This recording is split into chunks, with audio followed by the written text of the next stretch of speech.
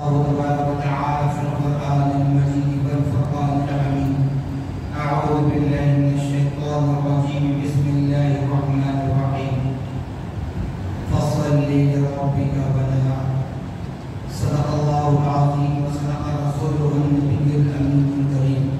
ونحن على ذلك من الشاهدين والشاكرين والذاكرين والصابرين والحمد لله رب العالمين.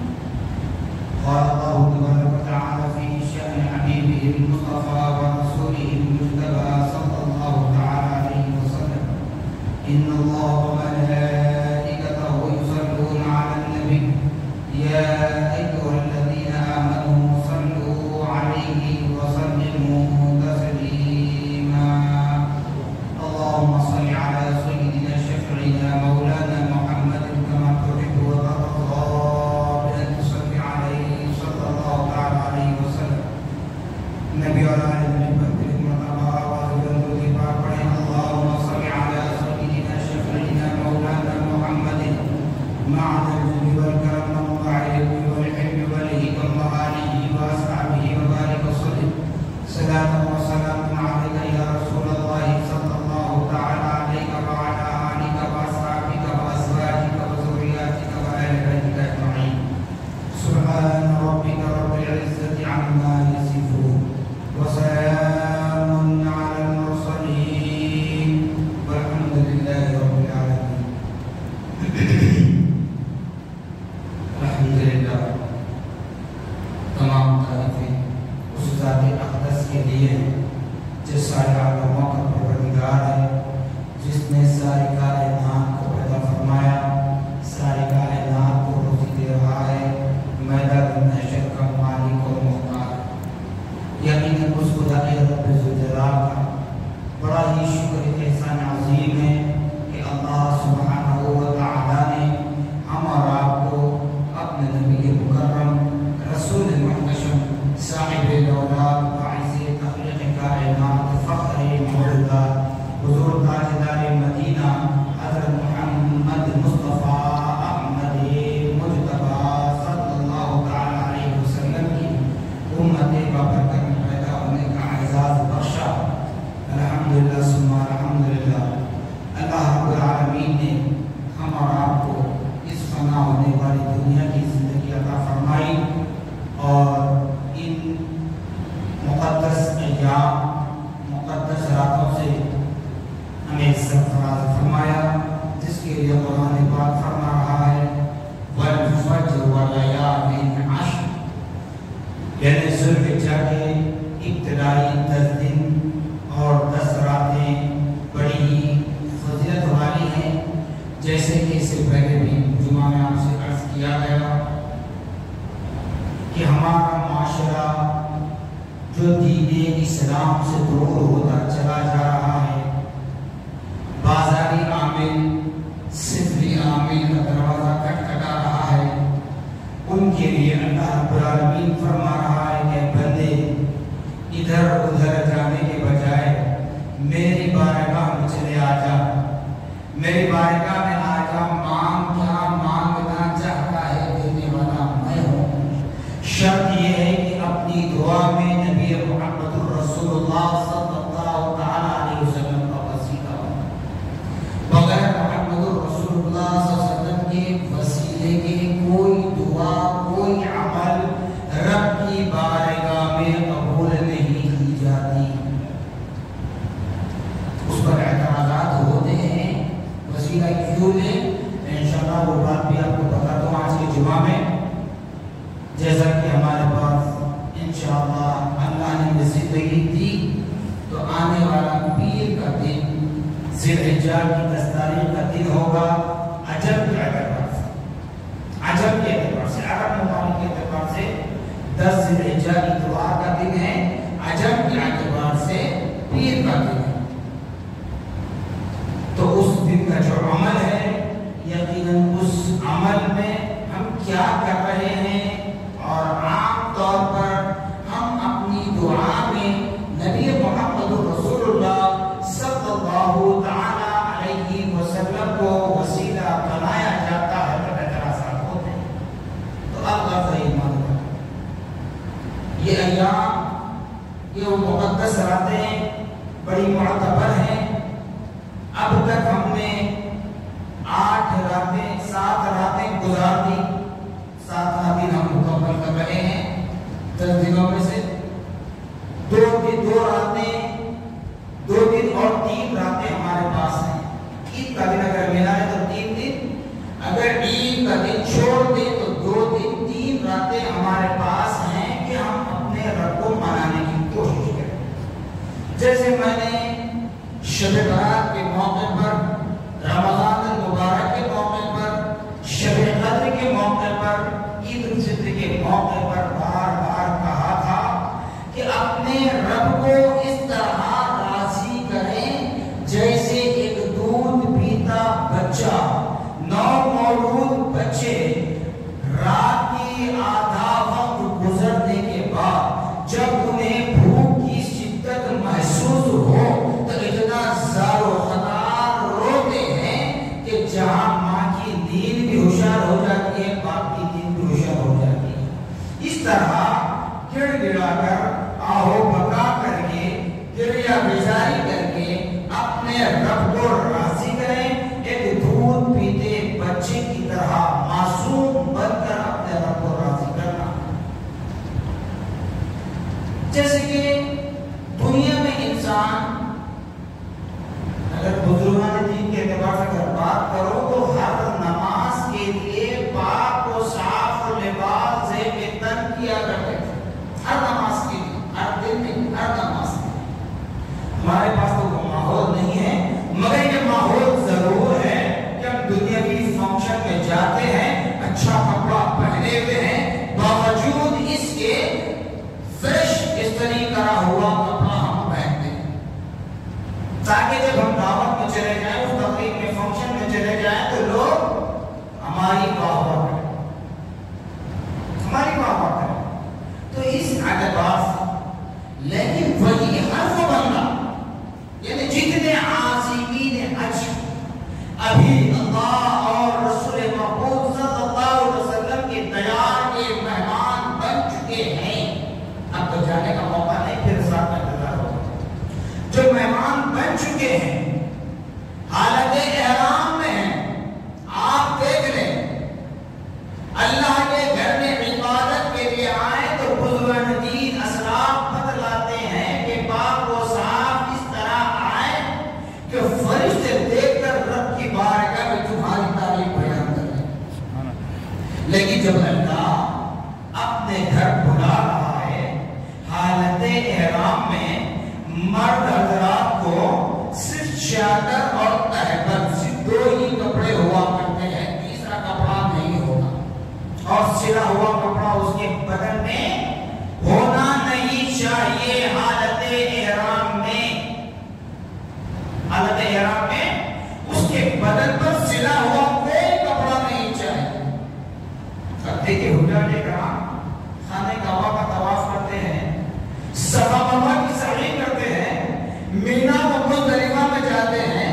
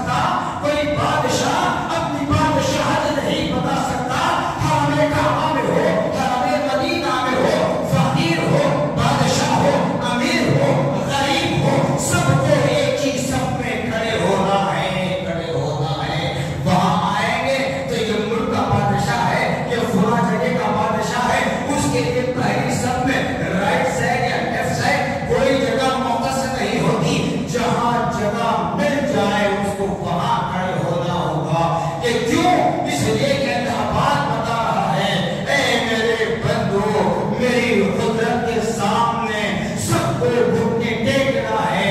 جب میں اپنے گھر بلاتا ہوں تو میرے پاس تمہارا کوئی امتیاز نہیں ہے, تمہارے درمیان کوئی فرق نہیں ہے, سب میرے پاس برابر ہیں, برابر ہیں, برابر ہیں. اس لیے ایمان پر واجب الحج اپنے ارکان شروع کر چکے ہیں. چونکہ ہمارے پاس 7 تاریخ ہے, ان کے پاس 8 تاریخ, ان کے ارکان حج شروع ہو چکے ہیں. جن کو اللہ نے توفیق نہیں دی یا یوں کہیں کہ ان کا بلاوا نہیں آیا, ان کے مقدر ابھی نہیں آئے کہ وہ حرم کعبہ کو دیکھ سکیں, تو یہ ایام بڑے معتبر ہیں کہ تم اپنے رب کو راضی کر لیں, گر گرائیں, تاکہ آئندہ ہمیں موقع مل سکے. زندگی کا اہم فریضہ تو یہاں اشہر ذی الحجہ میں ہمیں جیسے وہ 5 دن ایام حج کرتے ہیں, ارکان حج ادا کرتے ہیں, اس کو کہیں گے ایام تشریق. ایام تشریق 9 ذی الحجہ کی فجر سے 13 ذی الحجہ کی عصر کا ٹائم. تو 9 ذی الحجہ کی فجر سے چاہے ہم نماز و جماعت پڑھ رہے ہوں یا تنہا پڑھ رہے ہوں, مرد ہو یا عورت, سب کو نماز ادا کرنے کے بعد سلام پھیرنے کے بعد تکبیر تشریق 3 مرتبہ پڑھنی ہے. اللہ اکبر, اللہ اکبر, لا الہ الا اللہ, اللہ اکبر, اللہ اکبر وللہ الحمد. یہ تسبیح 3 مرتبہ پڑھنی ہے فرض نماز کے بعد, چاہے آپ جماعت کے ساتھ پڑھیں یا تنہا پڑھیں, مرد ہو یا عورت, فرض نماز کے بعد. تکبیر تشریق کو کہیں گے 9 ذی الحجہ کی فجر سے, یعنی اتوار کے دن فجر کی نماز سے لے کر اتوار, پیر, منگل, چہارشنبہ, جمعرات کی عصر تک آپ کو یہ تکبیر تشریف پڑھنا.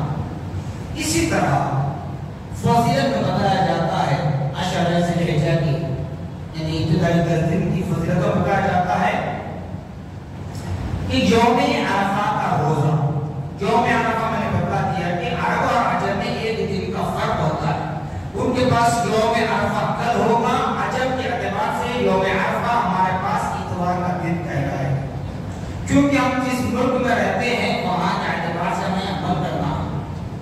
یوم عرفہ کا روزہ نفل ہے, نفل روزہ رکھتے ہیں تو آپ کی مرضی, نہ رکھیں آپ کی مرضی. لیکن فضیلت میں بتایا جاتا ہے کہ یوم عرفہ کا روزہ رکھنا گویا پچھلے سال کے گناہوں کا کفارہ ہے, گناہوں کو مٹانے کا ذریعہ ہے. یہ امید لگائیں مت بیٹھو کہ سال بھر ہم گناہ پر گناہ کرتے چلے جائیں گے, جب یوم عرفہ مل جائے تو روزہ رکھ لیں گے, سارے گناہ معاف ہوں گے. اس طرح نہیں, آپ خدا کے لیے روزہ رکھیں, کفارے کی امید ہے. اللہ نے چاہا تو آپ کو اس روزے کا بدلہ یہ دے سکتا ہے کہ پچھلے سال کے گناہ معاف ہو سکتے ہیں. بات ذہن میں رکھیں, کیونکہ ہوتا یہ عام طور پر ہم مکمل بات کمپلیٹ بات سنتے نہیں, بس اتنا کہتے کہ موسیٰ بھول دیے یوم عرفہ کا روزہ رکھ لیں گے تو سال کے پچھلے سال کے سارے گناہ ہمارے معاف ہو جائیں گے. نہیں, گناہ معاف ہونے کا کفارہ ہے, یہ امید ہے. اگر واقعی ہمارے روزے میں, ہماری عبادت میں, ہماری دعاؤں میں, ہمارے ذکر و اذکار میں جو اخلاص ہے, تو پھر اللہ کی ذات سے قوی امید ہے کہ نبی پاک صلی اللہ علیہ وسلم کے صدقے اللہ پاک ہمارے پچھلے سال کے گناہوں کو معاف کر سکتا ہے.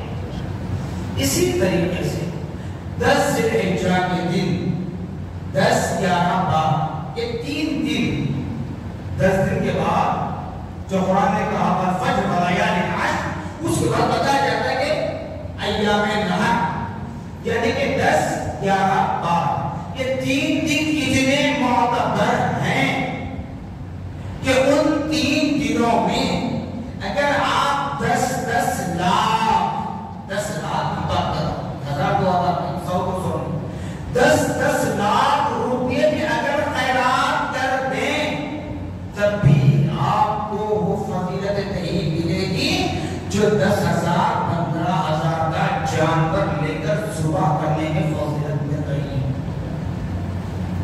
خدا کے واسطے قربانی سے پیچھے نہ آتے۔ میں نے گزشتہ جمعہ تفسیر سے بتلا دیا، ہر صاحب نصاب پر قربانی واجب ہے، عورت ہو یا مرد۔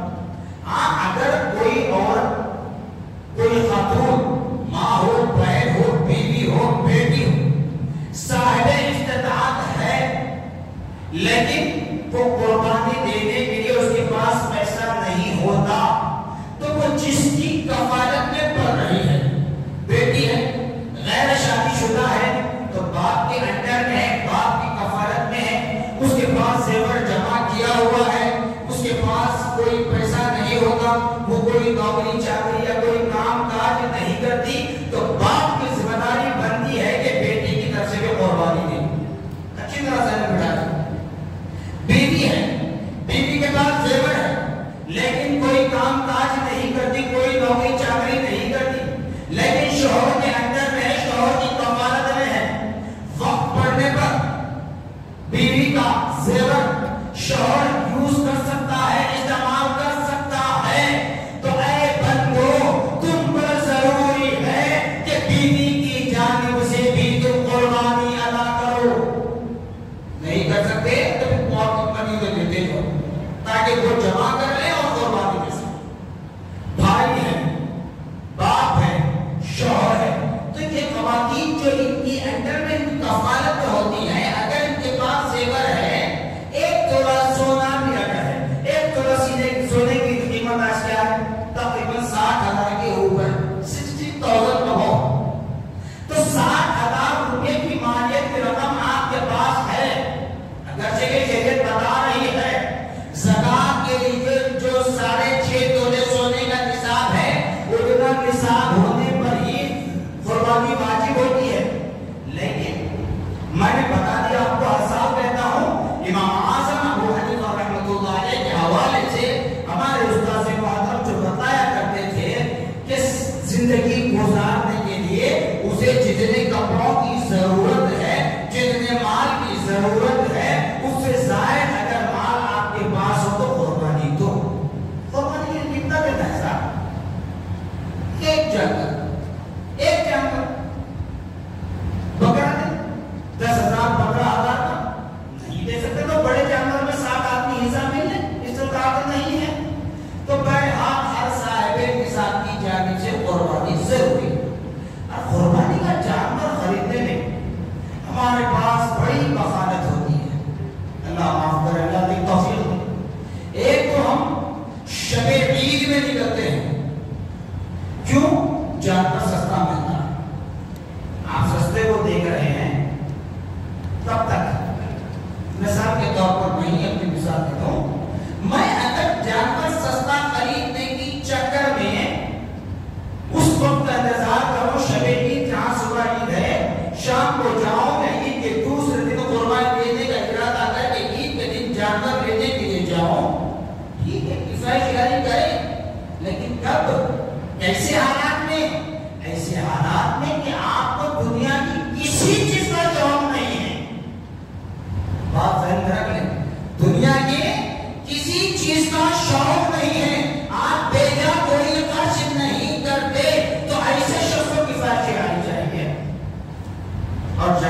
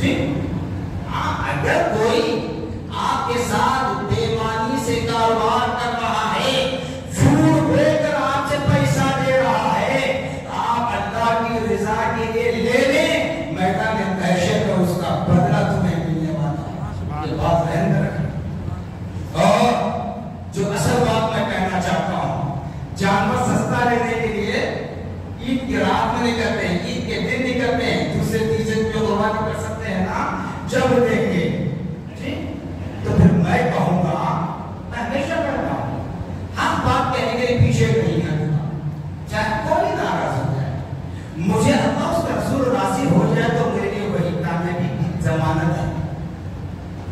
اگر ایسا جانور سستا لینے کی آپ کی کیفیت ہو، آپ گلی گلی بازار بازار پھرتے ہیں، جانور سستے سے سستا جہاں ملے وہاں لیتے ہیں، تو پھر جب تمہارے گھر میں تمہاری عورتیں، چاہے بیوی ہو، بہن ہو، بیٹی ہو، امی سے ہو، حاملہ ہو، تو اس کی ڈلیوری کے لیے دواخانہ پھرے، جہاں سستا دواخانہ ہے وہاں ڈلیوری کروائیں گے؟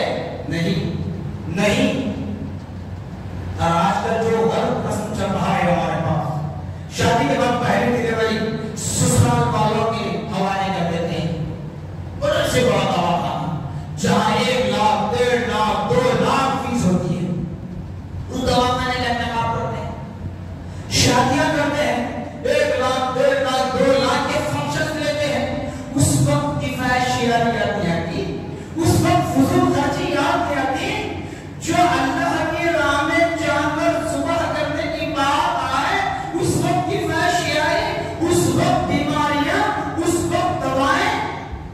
یاد کرو میرے بھائی، جب ہم قربانی کرتے ہیں، نہ گوشت اللہ کی راہ میں پہنچتا ہے، نہ خون خدا کی راہ میں پہنچایا جاتا ہے، لیکن یہ ضرور بتلایا جاتا ہے، یہ ضرور بتلایا جاتا ہے، جو بندہ اخلاص کے ساتھ، خشوع و خضوع کے ساتھ قرب الہی حاصل کرنے کے لیے، خدا کی رضا حاصل کرنے کے لیے اچھے سے اچھا صحت مند جانور لے کر خدا کی راہ میں قربان کرتا ہے، تو اس کے لیے بتایا جاتا ہے کہ میدان محشر میں وہ جانور اپنے بالوں کے ساتھ، اپنے گھوڑوں کے ساتھ، اپنے سینگوں کے ساتھ رب کی بارگاہ میں حاضر ہوگا۔ مجھ جیسا گنہگار جب ہمارے بد کی وجہ سے مجھ جیسے گنہگار کے حق میں جہنم کا فیصلہ اگر کر دیا جائے، تو وہ جانور جس کو مجھ جیسے گنہگار نے خدا کی رضا حاصل کرنے کے لیے کوئی کمی پیشی کیے بغیر خدا کی رضا کے لیے قربان کرتا ہے، تو وہ جانور جس کو ہم نے ذبح کر کے کھا لیا، ہضم کر دیا، اس کے کچرے کو پھینک دیا، سب کچھ کر دیا، باوجود اس کے وہ جانور بحکم خدا بندی میدان محشر میں رب کی بارگاہ میں اپنے سینگوں کے ساتھ، اپنے گھوڑوں کے ساتھ رب کی بارگاہ میں حاضر و عرض کرے گا، مولا یہ گنہگار ہے ضرور، یہ خطاکار ہے ضرور، یہ عصیاں شعار ہے ضرور، مولا تیری رضا حاصل کرنے کے لیے، تیرے دوست خلیل ابراہیم خلیل اللہ کی سنت پر عمل کرنے کے لیے اس نے مجھ کو بڑے ہی نازوں سے پالا پوسا، میری پرورش کی، اس کے بعد مجھ کو تیری راہ میں قربان کیا، مولا تو اس کی مغفرت فرما دے، مولا تو اس کی مغفرت فرما دے۔ صرف اتنا ہی نہیں ہے ایمان والوں، قربانی کی فضیلت میں بتایا جاتا ہے، جس جانور کو خدا کی راہ میں قربان کرتے ہیں، وہ جانور بروز محشر نہ صرف ہماری مغفرت فرمائے گا بلکہ اللہ پاک فرمائے گا، اے جانور، اے ذبیحہ جس کی سفارش کرنے کے تو آیا ہوا ہے، تو اس کی سواری بن جا، تو صراط پر چل، اس کو اپنی پشت پر بٹھا کر جنت میں چلا جاؤ. بتائیے ایمان والوں، ہم دنیا میں دنیا کے اخراجات کرتے ہیں، وہاں کوئی کفایت یاد نہیں آتی، وہاں کوئی چیز ہمیں یاد نہیں آتی. لیکن جب خدا کی راہ میں قربان کرنے کی بات آتی ہے، خدا کی راہ میں خرچ کرنے کی بات آتی ہے، تو ہمیں یہ چیزیں کیوں نظر آتی ہیں؟ سارے ایک مرتبہ دینا ہے. یاد رکھیں، یہ بھی بات بتا دوں کہ قربانی کا جانور اپنے گھر میں ذبح کریں، اپنے گھر میں ذبح کریں. اگر آپ فلیٹ وغیرہ میں رہتے ہیں یا کوئی ایسا گھر ہے جہاں 1 سے 10 کرایہ دار ہیں، چھوٹے چھوٹے گھر ہیں، آپ بڑا جانور لائے ہوئے ہیں، نہیں کر سکتے تو الگ بات. لیکن بکرا تو آپ 2 روم میں بھی آپ رہتے ہیں تو بکرا آپ اپنے گھر میں ذبح کر سکتے ہیں. کر سکتے ہیں نا؟ نہیں کر سکتے؟ کر سکتے ہیں، کیونکہ بکرے کی ذبح کے لیے زیادہ وقت بھی نہیں لگتا، زیادہ جگہ بھی نہیں لگتی. یہ کیوں کہہ رہا ہوں گھر میں کاٹنے کے لیے؟ اس لیے جانور جب ذبح ہوتا، جانور کے حلق سے جو خون بہتا، اس خون کا پہلا قطرہ زمین پر گرتا ہے تو بتایا جاتا ہے کہ صاحب قربانی کے سارے گناہ معاف کر دیے جاتے ہیں. دوسرا قطرہ خون کا جیسے ہی زمین پر گرتا ہے، وہ گھر تمام آفات و بلیات سے محفوظ و مامون ہو جاتا ہے، اللہ کی کسٹڈی میں چلا جاتا ہے. تیسرا قطرہ خون کا گرتے ہی بتایا جاتا ہے کسی جادوگر کی جادوگری، کسی سفلی عامل کا کوئی سفلی عمل آپ پر نہیں ہو سکتا، آپ کے گھر پر نہیں ہو سکتا، آپ کے در و دیوار پر نہیں ہو سکتا. مگر ہم کہتے ہیں کہ گھر گندا ہو جائے گا، ٹائلس لگے ہوئے ہیں، لپم کیا ہوا ہے، نیا گھر ہے. یا پھر کوئی اگر یہ سوچیں گھر میں بو آئے گی، کیونکہ میں نے بار بار کہا اور ہمیشہ کہتا ہوں، کوئی راضی ہو یا نہ ہو مجھے کوئی سروکار نہیں ہے. جس وقت آپ گھر بناتے ہیں، بنیادیں کھودتے ہیں فاؤنڈیشن ڈالنے کے لیے، بتاؤ اس وقت کیا بکرے کاٹ کر آپ خون نہیں ڈالتے بنیادوں میں؟ جب بنیاد میں خون ڈالتے تو کوئی نہیں آتی. ابھی گھر بننے کے بعد جانور ذبح ہو، خون کو دھو دیا جا سکتا، تو اس میں کیسے بدبو آئے گی؟ اگر اس قربانی کے جانور کو بدبو تصور اگر کر لو تو پھر اولاد کی غلاظت کو کیا کہو گے؟ چونکہ جانور قربان کرنا گویا اپنی جان کی قربانی، اپنے اولاد کی قربانی ہے. میرے بھائی، اپنی اولاد کی قربانی ہے. یاد رکھ لو، اللہ نے حکم دیا تھا حضرت ابراہیم علیہ السلام کو کہ ابراہیم اب جانوروں کی قربانی نہیں چاہیے، اپنے بیٹے اسماعیل کو قربانی چاہیے. جب اللہ نے حکم دیا اسماعیل علیہ السلام کو ذبح کرنے کا، لیکن ذبح نہیں کروایا. کیوں نہیں کروایا؟ اسی وجہ سے اللہ تبارک و تعالیٰ جانتا ہے کہ آنے والے دور میں، آنے والے زمانے میں کیسے کیسے لوگ آئیں گے. اس لیے انسان کے قتل کو حرام قرار دیا، انسان کے گوشت کو حرام قرار دیا. قربانی کا حکم دیا، آپ کو جانور ذبح کیا گیا تو آپ کے فائدہ مند ہے، گوشت بھی آپ ہی کو کھانا، کسی اور کو نہیں.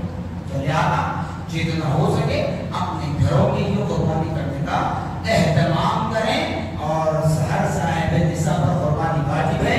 اگر کوئی کہے کہ نہیں میں نے وہاں لکھوا دیا کرا تھا، میں وہ گاؤں میں کروا رہا ہوں، میں کسی اور گاؤں کا ہوں، میں شہر میں رہتا ہوں، میں وہاں دے رہا ہوں، نہیں، وہاں والے وہاں دیں گے، آپ یہاں دیجیے. جو عازمین حج کو جا چکے وہ قربانی ان کی وہاں ہوتی ہے، آپ کو قربانی یہاں پر. آپ کسی مدرسے میں دیں، ٹھیک ہے دیجیے، لیکن قربانی کا جانور اپنے گھر میں ذبح کریں تاکہ آپ کو پوری فضیلت مل جائے، پورا اس کا بینیفٹ مل جائے. آپ اپنے گھر میں جانور ذبح کریں اور سارا گوشت بھی اگر دینا چاہے تو یہ آپ کی مرضی ہے. بڑا جانور دقت ہوتی ہے، مانتا ہوں، اس کے لیے بن جائے گی، لیکن اس پر اتفاق کر کے نہ بیٹھیں. بلکہ بڑے بزرگ حضرات بیٹھے ہیں.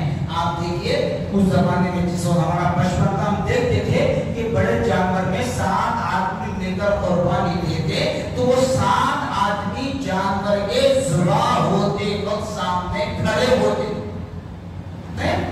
مگر آج ہمارے پاس اتنا وقت نہیں ہے. ہم احسان کرنا قربانی دے رہے تو نہیں تو پیسے دے دیا میں حصہ مل لیا گھر کو آتا تھا گوشت. ارے گھر کو گوشت آتا اپنی جگہ ہے لیکن قربانی کا جانور جس وقت آپ کا ذبح ہو رہا ہے جہاں حصہ مل رہے ہیں ان سے وقت معلوم کر کے اس وقت وہاں آپ پہنچ جائیں. اس وقت رب کی بارگاہ میں دعا کریں. جس وقت حضرت ابراہیم خلیل اللہ علیہ نبی علیہ السلام اپنے فرزند ارجمن حضرت اسماعیل ذبیح اللہ علیہ نبی علیہ السلام کو ذبح کر رہے تھے, ذبح کرنے کے لیے لے جا رہے تھے, ہاتھ پیر باندھ رہے تھے, چھری نکال رہے تھے, فرشتے کہہ رہے تھے اللہ اکبر مولا اس شے پر رحم فرما. کیا ہوا اس شے کو؟ فرشتے دعا کر رہے تھے, فرشتے دعا کر رہے تھے, زمین و آسمان رو رہے تھے.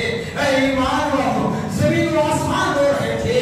یہ وہ عظیم قربانی ہے, یہ وہ عظیم سنت پر ہم عمل کر رہے ہیں. تو جانور جب ذبح ہو جائے تو آپ کی آنکھوں سے آنسو نکلے تب وہ آنسو رب کی بارگاہ میں قبول ہوتے ہیں. اس لیے بتایا جاتا ہے کہ کوئی عمل رب کی بارگاہ میں اتنا زیادہ محبوب نہیں ہے جتنے 2 قطرے ہیں. ایک ہے قربانی کے جانور کا خون کا قطرہ, دوسرا ہے آپ کی آنکھوں سے نکلنے والے آنسوؤں کا قطرہ. یہ رب کو راضی کرتا ہے, رب کو راضی کرتا ہے, رب کے عذاب میں نرمی لاتا ہے. جب میدان محشر میں ہمارے ساتھ کیا سلوک کیا جائے گا ہمیں اس بات میں علم نہیں ہے لیکن وہاں ہم پر نرمی کی جاتی ہے. تو اس لیے چاہیے کہ ہر صاحب نصاب پر قربانی واجب ہے. نماز عید ادا کرنے کے بعد آپ کو قربانی دینا ہے. نماز عید سے پہلے اگر آپ کا قربانی کا جانور ذبح ہو جائے تو وہ قربانی نہیں کہلائے گی, ذبیحہ حلال ہو جائے گا. قربانی آپ کی واجب الادا رہے گی. اور یہ بھی ذہن میں رکھ لیں 7 آدمی جہاں مل کر ایک بڑا جانور لے کر قربانی کرتے ہیں تو وہاں پر بھی کنڈیشن ہے کہ ان 7 آدمی کا نماز عید ادا کر لینا ضروری ہے. ان میں سے کسی ایک کی بھی نماز اگر ادا نہ ہو تو پھر جس کی نماز ادا نہیں ہوئی اس کی قربانی واجب الادا برقرار رہے گی.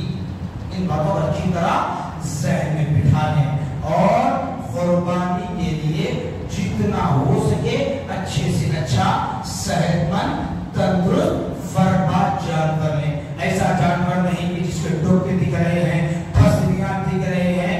ایسا جانور اللہ کی راہ میں قربان کرنا یہ صحیح نہیں ہے.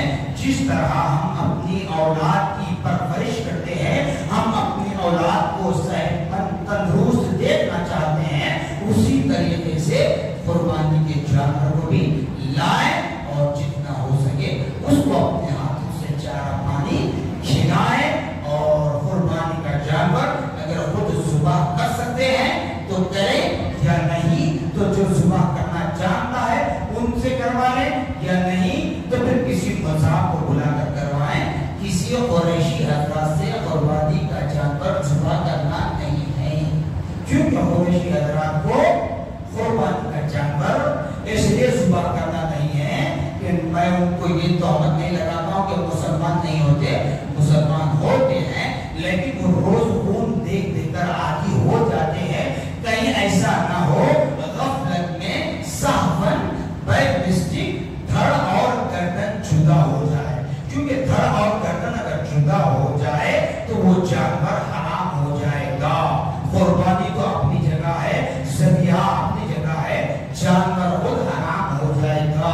اس لیے احتیاط کے ساتھ کریں. اور ایک بات ذہن میں رکھ لیں کہ اگر کوئی 1 سے 2 3 جانور قربان کر رہے ہیں تو ایک جانور کو قربان کرتے ہوئے ذبح کرتے ہوئے دوسرے جانوروں کو باہر رکھیں یا کسی اور جگہ پر رکھیں تاکہ اس کو یہ احساس نہ ہو کہ مجھے بھی کٹنا, احساس نہ ہو. اس کی مثال میرے سامنے میرے باپ اگر قتل ہو تو کتنی تکلیف ہوتی ہے. تو ایسے ہی جانور کے اندر ایک جان ہوتی ہے، اسے تکلیف میں ڈال کر صبح کرنا نہیں ہے، بلکہ اس کو علیحدہ رکھا جائے اور پانی اچھا پلایا جائے۔ خالی رسمی طور پر ہم کیا کرتے ہیں، جانور کے اوپر پانی ڈال دیتے ہیں، اس کے علاوہ میں جاتا نہیں معلوم، بلکہ اس کے منہ کو اچھی طرح کھولیں اور پانی اچھی طرح پلائیں۔ 3 سانس میں 3 گھونٹ میں پینا جو سنت رسول ہے، اس اعتبار سے 3 مرتبہ اس کو اچھا پانی پلائیں، اچھا پانی پیا کرتے ہیں۔ وہی بکیٹ لا کر جو گھاس کھانے کے لیے پانی پیتا جانور، وہی بکیٹ میں کچرا پڑا ہوا رہتا ہے، وہی پانی لا کر صاف پانی جو آپ پینے کے لیے رکھتے ہیں وہ پانی لا کر پلائیں 3 مرتبہ۔ اس کے بعد احتیاط کے ساتھ تیز چھری لے کر گلا کاٹیں، ایسا گلا کاٹیں کہ ایک طرف سے پھر جائے تو ایک طرف کٹے، واپس آئے دوسری طرف کٹے، تیسری بار چھری چلے تو تیسری طرف کٹ جائے۔ منہ چھری لے کر گھس رہے تو پھر اگر جانور اٹھ کر چلا جائے، بھاگ جائے تو مشکل تو کی دقت ہوتی ہے، پھر آدھا گلا کٹ جائے وہ چلا جائے تو پھر مسئلہ ہو جاتا ہے۔ آپ کو قربانی کا فرق آتا ہے کہ ساری چیزوں کا پاس و لحاظ رکھتے ہوئے، خیال رکھتے ہوئے قربانی کرنے کی کوشش کریں۔ انشاءاللہ المستعان وہ انشاءاللہ رسول ہماری قربانی اپنی برکت میں قبول ہوگی۔ آخری بات بتا دیتا ہوں جو میں نے شروع میں کہا تھا، وسیلے پر جیسے قربانی ہے کیا پڑھتے ہیں، اللہم تقبل منی کما تقبلتا ابراہیم خلیلک و اسماعیل ذبیح اللہ، یعنی کہ رب سے کہتے ہیں جا کر دعا کرتے ہیں، مولا ہماری قربانی کو قبول فرما جیسے تو نے ابراہیم علیہ السلام کی قربانی کو قبول فرمایا۔ وسیلہ ہے نہیں، بتائیے کیونکہ میں کوئی ایسی منگڑ بات لے کر نہیں جاتا، میں بھوک دیتا ہوں اندر میں۔ قربانی کے وقت دعا پڑھتے ہیں تو کیا کہتے ہیں، مولا ہماری قربانی کو قبول فرما کیسے، جیسے ابراہیم علیہ السلام کی قربانی کو تو نے قبول فرمایا۔ اور قرآن میں بشارت دی، مشتاق سنا دیا، قد صدقت الرؤیا، اے ابراہیم تم نے اپنے خواب کو سچا کر کے دکھا دیا، مولا اس طرح ہماری قربانی کو قبول فرما۔ تو بہرحال ہر عمل میں، ہر کام میں، اسلام شریعت میں، ہر چیز میں نبی محمد رسول اللہ صلی اللہ علیہ وسلم کا وسیلہ ضروری ہے۔ انشاءاللہ المستعان اور انشاءاللہ رسول اللہ رب العالمین ہماری قربانیوں کو قبول فرمائے گا۔ جزاکم اللہ خیر الجزاء، وآخر دعوانا الحمدللہ رب العالمین۔